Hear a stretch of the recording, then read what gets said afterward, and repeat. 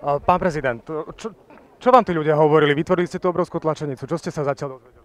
Tak v prvom rade bolo to obrovské nadšenie, obrovská radosť ľudí a aj tento potles, ktorý teraz znie, je pre mňa obrovským povzbudením.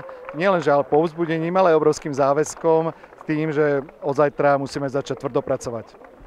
Bude to tak, že takto medzi ľuďmi sa budete pohybovať každodenne, alebo dnes je slávnostná príležitosť? Ale nie, práve že ja chcem byť medzi ľuďmi čím častejšie, chcem sa s nimi stretávať, chcem s nimi rozprávať o ich problémoch a potom sa aj pýtať tých kompetentných a zodpovedných, ako tieto problémy v našej spoločnosti dokážeme riešiť. 1 300 000 ľudí teraz čaká, že začnete plniť predvolebné sľuby. Ktorý bude ten prvý splnený?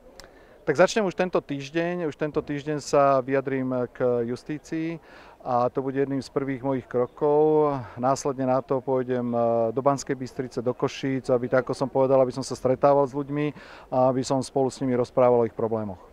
2 milióny ľudí nevolilo nikoho vo voľbách, ani vás, ani žiadneho z iných kandidátov. Ako ich presvedčíte, že budete aj ich prezident? Tak ja som v svojom inauguračnom prejave vyjadril aj svoj hlboký rešpekt pred ľuďmi, ktorí volili môjho kandidáta predsedu vlády a som veľmi rád, že k voľbám prišli, pretože preukázali záujem o veci verejné. Tak ako som povedal v prejave, budem prezidentom všetkých ľudí bez ohľadu na to, z ktorej, ako majú politickú príslušnosť, alebo bez ohľadu na to, ako majú národnosť, budem prezidentom všetkých občanov Slovenska. Zajtra prvá zahraničná cesta do Budapešti, summit V4. Stretnete sa s prezidentmi, myslím, že tam príde aj nemecký prezident. Ktorý, myslíte si, z tých vrcholných štátnikov vám bude tak ľudský najbližší? S ktorým si tak sadnete? To je ťažké povedať, ešte som sa so žiadnym z nich nestretol. Po prvých stretnutiach určite tieto moje reakcie, moje názory už budú nejak vyprofilované. V každom prípade každý z týchto prezidentov je výraznou osobnosťou. Pre nás ako občanov Slovenska je vždy ten český prezident takou mimoriadnou osobnosťou a pán Zeman je skutočne mimoriadnou osobnosťou. Pán Komorovský, poľský prezident, bol prvým prezidentom, ktorý mi ešte počas volebnej noci blahoželal. Teším sa na stretnutie s ním. Maďarský prezident vyjadril veľkú operatívnosť a ochotu pri príprave V4 a nemecký prezident je autoritou obrovskou na celom svete a sú to všetko ľudia, na ktorých stretnutie, s ktorými sa teším, ale viac o tom zajtra večer vám budem môcť porozprávať. Z tých oficiálí, ktoré ste dnes zažili, myslíte si, že si na ne zvyknete rýchlo?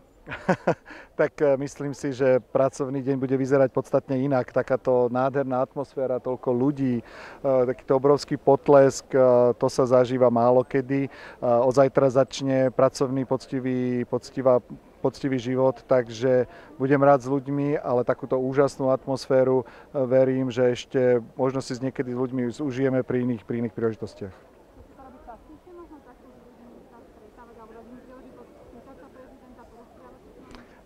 Tak ako som povedal, ja som prezidentom všetkých ľudí, chcem chodiť medzi ľuďmi, stretávať sa s občanmi, chcem počúvať o ich problémoch a potom chcem o týchto problémoch rozprávať s kompetentnými. Pán Gašparovič nechal na vás vymenovaní ústavných sudcov. Kedy sa do toho pustíte? Už tento týždeň sa k otázke justície vyjadrím, ešte chvíľočku vydržte. Teraz máme slávnostnú udalosť a ktorá pokračuje ďalej. Začneme pracovať o týždeň. Čiže začnete hneď pracovať? Určite začnem pracovať. Vyjadrím sa k justícii. V piatok som v Banskej Bystrici a v Košiciach na stretnutí s občanmi. Začneme tvrdo pracovať. Pán prezident, ešte mi povedzte, že ako si zvyknete na život v Bratislave a ktoré miesto na Slovensku máte najradšej? Na Slovensku mám pravda, že najradšej asi na môj rodný kraj. Poprad je nádherné mesto, kde máme krásne Tatry, ale celé Slovensko je nádherné. Máme nádhernú krajinu, žijú tu veľmi pracovití, úžasní ľudia. Je len na nás, ale hlavne aj na politikoch, aby sme tento potenciál, ktorý naša krajina má, aby sme využili. Máme krásnu prvú dámu. Ďakujem pekne, pán prezident.